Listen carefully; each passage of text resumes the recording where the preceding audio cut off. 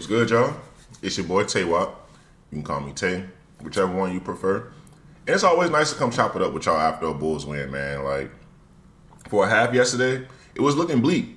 We was down about 20-something points. The Grizzlies couldn't miss a three. I mean, couldn't miss. You got Jaren making threes. You got Ja making 30-foot threes. You got Dylan Brooks making about 4 threes. Everybody's making threes. We go into the half down bad. We come back out. Completely different team in the second half. We win by 21 yesterday at the crib.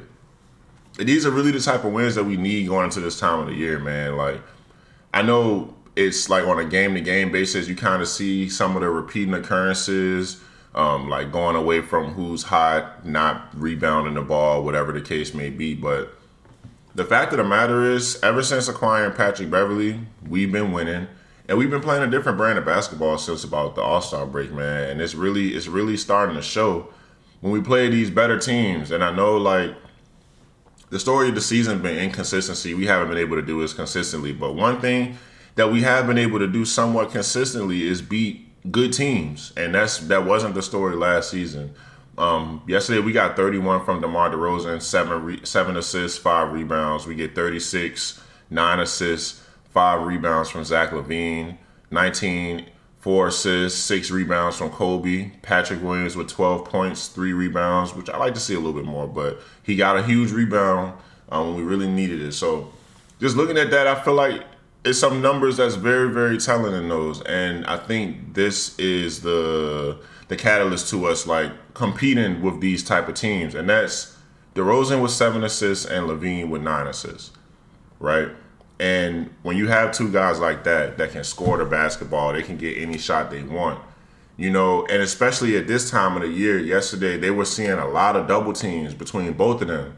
They're going to have to start passing the ball. And when you see that assist number going up and you see guys like Kobe, guys like Patrick Williams, guys like Ayo Dosunmu, guys like Caruso, Vooch, just get easier looks that they don't have to work as hard for, that makes us collectively better, you know? That's something I would like to see moving forward and see us continue to do moving forward. I feel like that makes us a lot better of a team, right? So as of right now, and this is just some thoughts, you know what I'm saying? Just as far as where we stand at this part of the season. Like, we're at the 10th spot. We got a little bit more security. As it currently is looking like we gonna have that 10th spot locked up. I really like to get up to 8, which means we will have to win our next 3. And we'll need some help from the Raptors and the Hawks. We actually see the Hawks very, very soon. Tomorrow, actually. So we got a chance to put ourselves in position to leapfrog and take a spot and move up a spot. The Hawks, during the stretch of the season, they got the Wizards, the Sixers, and the Celtics. So they can drop. If we beat the Hawks tomorrow and then they can drop 2 out of that next 3, we got a chance to move up. But even still, I like our chances with how we've been playing as of lately, bro. Like, since Patrick Beverley, we got him. We are 12-7 since we got Patrick Beverley, and we're just playing a completely different brand of basketball. The guys are getting after it on defense. Guys are shooting the ball. Zach has been lights out since about December. DeMar DeRozan is stepping more into that role he had in San Antonio, where he was scoring, but he was facilitating too. And we're seeing that a lot with DeMar DeRozan as of lately. It's helping our team out a whole lot. I would still like to see us be more aggressive on the boards. I would like to see us attack a little bit more. But we're doing that right now. So we got the Hawks left. We got the Bucks. We got Dallas, who's free falling right now. And then we have the Pistons. So the Pistons, we can't lose that. But if we can get a win off of the Bucks, maybe they'll rest some guys, you know what I'm saying, considering they want to go into the playoffs healthy. Maverick season is low-key looking kind of done. So, I mean, we got a chance to win 4 out of these last 4. I'm not going to put those type of expectations on my guys, but the opportunity is definitely there, you know. Going into the actual playoffs, we're not in a favorable matchup by any means. If we get into the playoffs and get out of that play-in, 9 times out of 10, 10 times out of 10, we're going to have to either see the Bucks or the Celtics, unless somehow, miraculously, we win out, right? Hear me out. We win out. The Nets lose maybe 2 of their next 3, 3 out of their next 4. and the Heat drop some games. Basically, everybody in front of us just loses. And then we creep up to 6. Somehow, some way, if none of these teams in front of us were to win another game, I'm just saying. I ain't saying it's going to happen. I'm just saying that's a very, very slim possibility. Okay? We got that out the way. But just overall, man, we've been looking good. I know we had that loss to the Lakers. I know we had that loss to who did we lose to after the Lakers? The Clippers. But after those 2 games, I mean, even in that, we got an impressive win on the road against the Lakers. We go to Portland in a game where we know we're supposed to win. And in a lot of instances this season, in the games that we feel we're supposed to win, they're either close or we don't win. And this is the game that we dominated on the road, which we should have. You know what I'm saying? So we got that win in Portland. We got that win in LA. Yeah, we dropped the 2 to the Clippers and the Lakers. But, I mean, we got another dominant win against the Hornets, a team we're expected to dominate.